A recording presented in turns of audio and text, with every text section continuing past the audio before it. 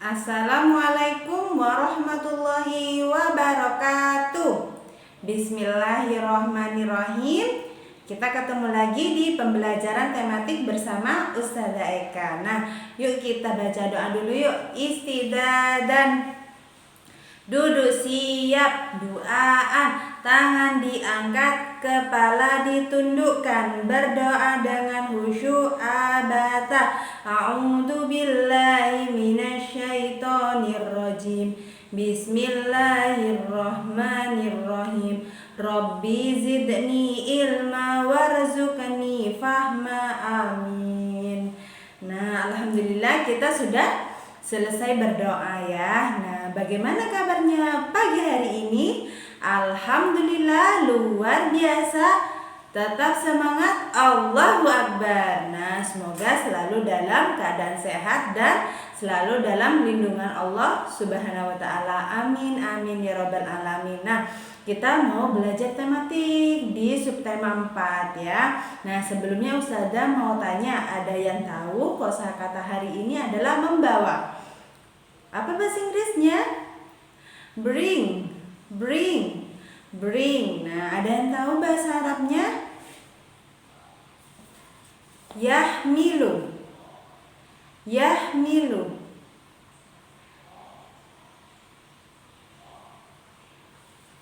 Nah, sekarang kita mau belajar subtema 4 yaitu menyayangi hewan. Nah, kita berada di pembelajaran terakhir ya di tema 2 ini yaitu PB 5 dan 6. Yuk kita simak bersama.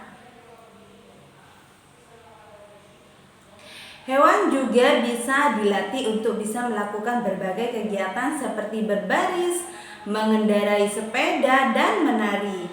Kita dapat melihat hewan-hewan yang terlatih itu dalam sebuah pertunjukan sirkus. Tidak hanya hewan jinak, hewan buas pun dilatih agar bisa ikut pertunjukan. Nah, mungkin di daerah Sumeneb Madura ini tidak ada ya sirkus ya. Nah, kalian bisa melihatnya di televisi atau media online lainnya ya. Dalam sebuah kelompok sirkus, hewan-hewan dilatih dan dirawat dengan baik. Selain dilatih, hewan-hewan tersebut juga diberi makanan dan minuman. Dibersihkan badannya dengan teratur. Para pelatih sangat menyayangi hewan-hewan asuhannya. Nah, apakah kamu pernah melatih hewan peliharaanmu? Nah, anak-anak di rumah punya hewan peliharaan. Nah, bisa dilatih tuh seperti PB kemarin di pembelajaran 3 dan 4 itu ada Lani ya. Lani yang Dayu yang melatih kelinci hewan peliharaannya untuk bisa berdiri. Nah, kalian juga bisa melatihnya ya. Tapi di sini di sirkus ini yang dilatih adalah hewan buas. Jangan ditiru ya. Karena ini sudah ada pelatihnya atau pengasuhnya ya, yang disebut pawangnya. Nah, hewan tersebut yaitu seperti harimau dan beruang. Nah, ini termasuk hewan buas ya. Mungkin kita tidak bisa melatihnya, hanya orang-orang tertentu yang bisa ya. Nah, yang seperti gambar pertama di sini ada harimau yang melompati lingkaran api. Yang kedua ada beruang yang menaiki motor. Yang ketiga ada harimau yang dilatih berdiri untuk naik ke ini nih, ke bangku di sini, tapi dipancing dengan makanan ya oleh pengasuhnya atau pelatihnya ya. Kalian jangan coba-coba melatih hewan buas ya. Nah, itu hanya khusus untuk yang ahli saja. Petugas sirkus sedang mempersiapkan makanan untuk hewan pemakan daging. Petugas memotong daging menjadi 8 bagian sama besar. Nah, di bagian harimau ini 5 bagian daging diberikan untuk harimau. Bagian daging yang dimakan harimau jika ditulis dalam bilangan pecahan adalah, nah tadi kan keseluruhannya dipotong 8 bagian. Nah, 5 bagiannya diberikan makan untuk harimau. Jadi pecahannya berapa? Benar, 5/8. 3 bagian daging diberikan untuk beruang. Bagian daging yang dimakan beruang jika ditulis dalam pecahan yaitu, nah sisanya tadi 3 bagian lagi diberikan kepada beruang. Jadi pecahannya berapa? Benar, 3/8. Maka hewan manakah yang memakan daging lebih banyak? Benar, yaitu harimau. Lanjut ke halaman berikutnya. Perhatikan gambar berikut untuk mempelajari bilangan pecahan. Nah, di sini Ustazah punya gambar 1 bagian utuh, belum dipotong-potong, atau belum dibagi. Nah, setelah itu Ustazah bagi 2 seperti ini. Nah, 1 bagian Ustazah arsir. 1 bagian dari 2 bagian sama besar sama dengan 1/2 ya. Nah, tadi yang dibagi 2 ini dipotong lagi sama besar dengan Ustazah. Nah, dipotong lagi. Dan sekarang menjadi 4 bagian. 2 bagiannya Ustazah arsir. Maka 2 bagian dari 4 bagian sama besar yaitu 2/4. Setelah itu Ustazah potong lagi yang 4 bagian tadi. Nah, Ustazah potong masing-masing sama besar. Jadi 8 bagian anak-anak. Nah, maka 4 bagian dari 8 bagian yang sama besar sama dengan 4/8. Sampai di sini paham? Nah, pecahan 1/2, 2/4, dan 4/8 penyebut dan pembilangnya berbeda. Nah, akan tetapi 1/2 senilai dengan 2/4. 1/2 juga senilai dengan 4/8. Jadi 1/2, 2/4, dan 4/8 adalah pecahan senilai. Kenapa bisa Ustazah? Nah, seperti contoh yang tadi. Nah, di halaman 193. Nah, seperti ini. Tadi utuh, dibagi-bagi, jadi bisa menjadi 8 bagian. Maka dari itu pecahan tersebut dikatakan bilangan pecahan yang senilai. Coba berlatih menuliskan pecahan yang senilai dengan 2/3. Nah, di sini Ustazah punya 3 potong. Nah, terus 2-nya itu Ustazah arsir. Nah, berarti pecahannya di situ adalah 2/3 bagian. Nah, setelah itu Ustazah potong lagi, Ustazah bagi lagi ini ya, sama besar. Nah, Ustazah arsir menjadi 4. Nah, berarti 2/3 sama dengan berapa, Nak? Iya, 4/6. Kenapa 4? Karena yang diarsir itu 4. Kenapa 6 penyebutnya? Karena keseluruhan di sini adalah 6. Setelah itu Ustazah potong lagi menjadi sama besar semuanya ya. Nah, jadinya gambarnya seperti ini, Nak. Nah, Ustazah arsir sebanyak 8. Nah, jadi 2/3 sama dengan 8/12. Kenapa 8 Ustazah? Nah, karena yang diarsir adalah 8. Nah, kenapa 12 penyebutnya? Karena keseluruhannya yaitu 12. Sampai di sini paham? Kita lanjut ya. Seorang petugas sirkus mempersiapkan makanan untuk hewan-hewan peliharaannya. Petugas tersebut memotong daging menjadi 15 bagian yang sama besar. 7 bagian diberikan untuk beruang. Ingat, untuk beruang yaitu 7. Nah, setelah itu 6 bagian diberikan ke harimau. Jangan lupa harimau diberikan 6 bagian. Sisanya mereka berikan untuk singa. Nah, tulislah bilangan pecahan untuk bagian daging yang dimakan hewan-hewan tersebut. Di sini ada 3 pertanyaan anak-anak. Yang pertama, bagian daging yang dimakan harimau adalah, tadi harimaunya diberikan berapa? 7. Jadi berapa, Nak? Benar. Harimau.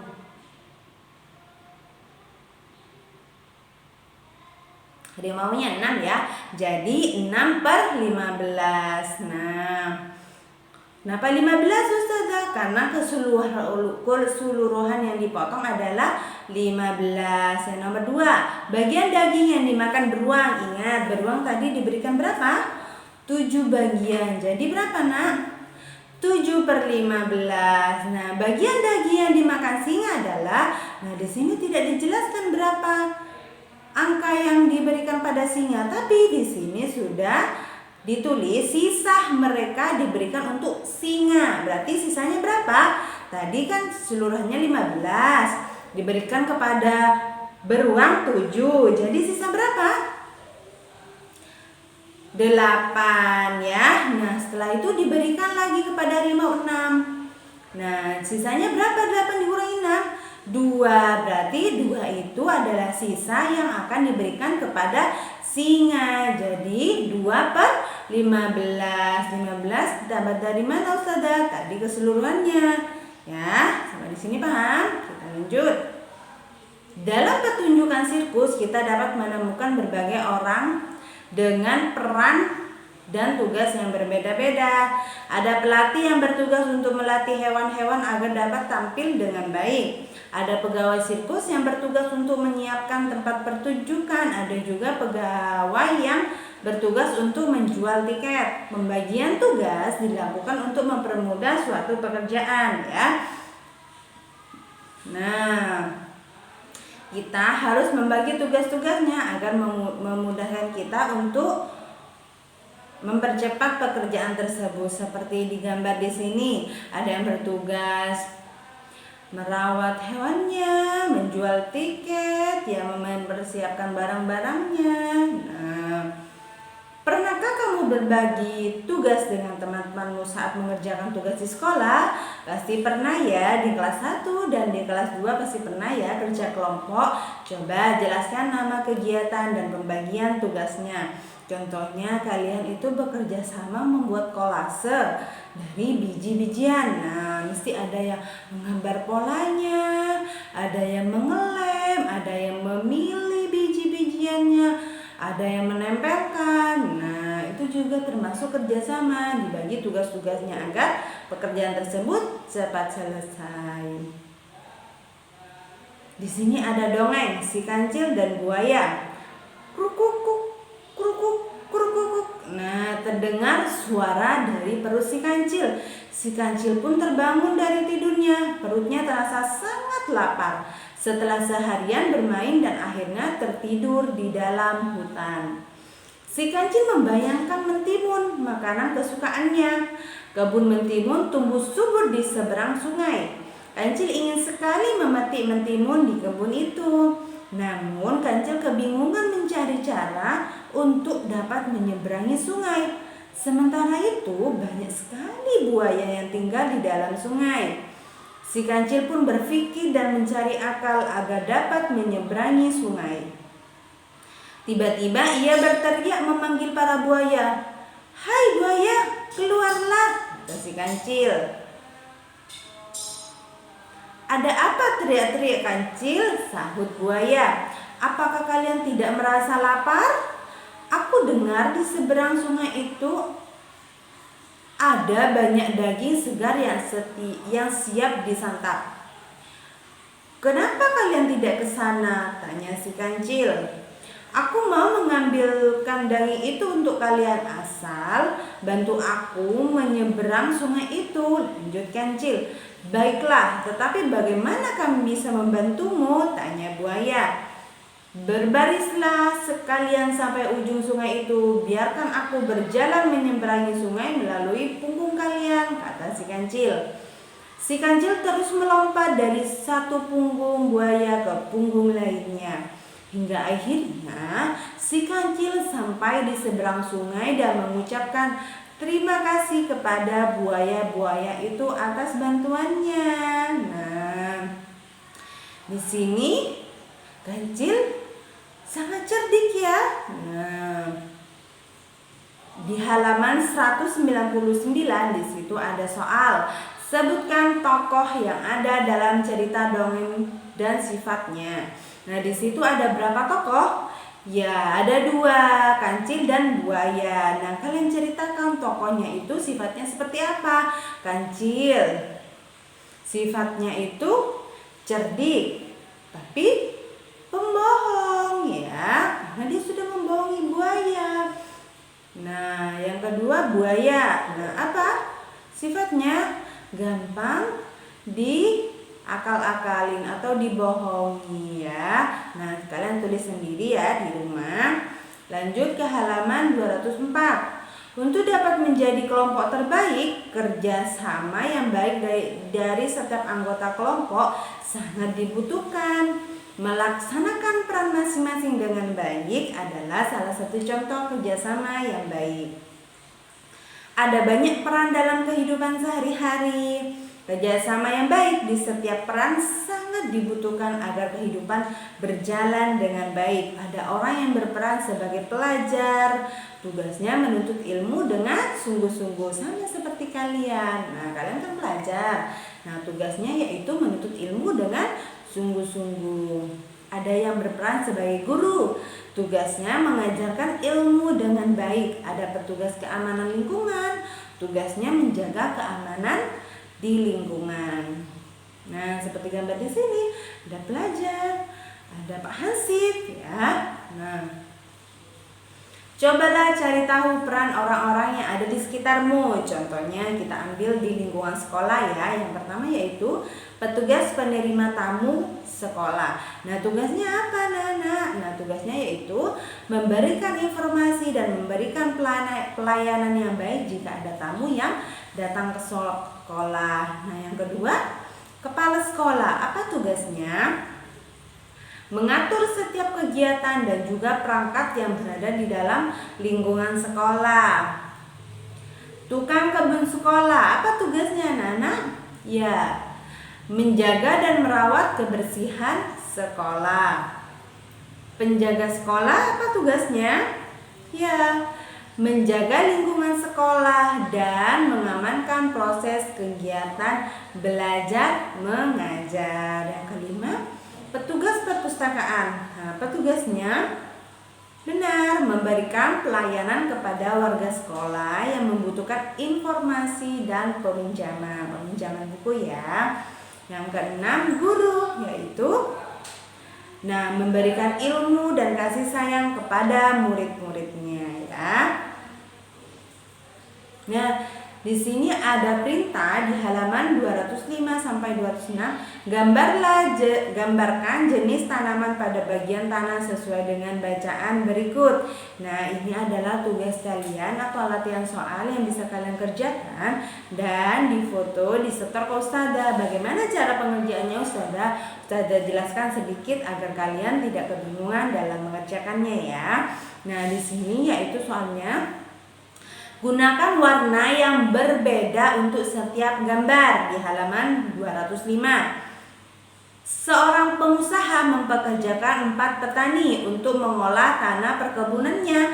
Pengusaha tersebut berbagi tanah menjadi 16 bagian yang sama besar, lalu membagi tugas seperti berikut ini. Nah, di situ sawahnya dibagi 16 anak-anak. Ingat, 16 bagian ya.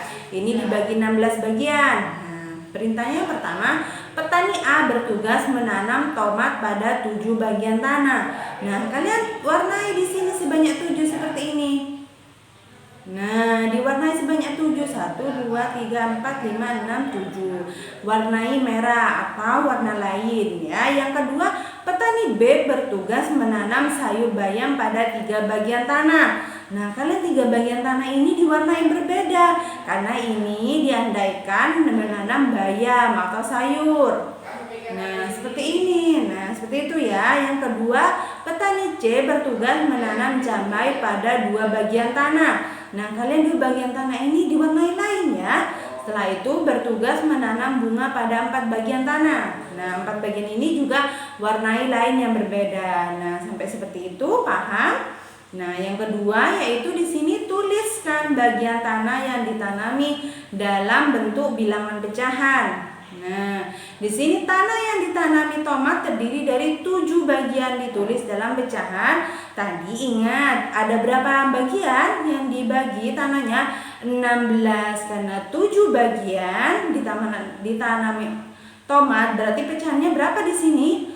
7/15, betul. Nah, selanjutnya kalian bisa kerjakan sendiri ya. Ustazah tunggu sampai hari ini jam 9 malam.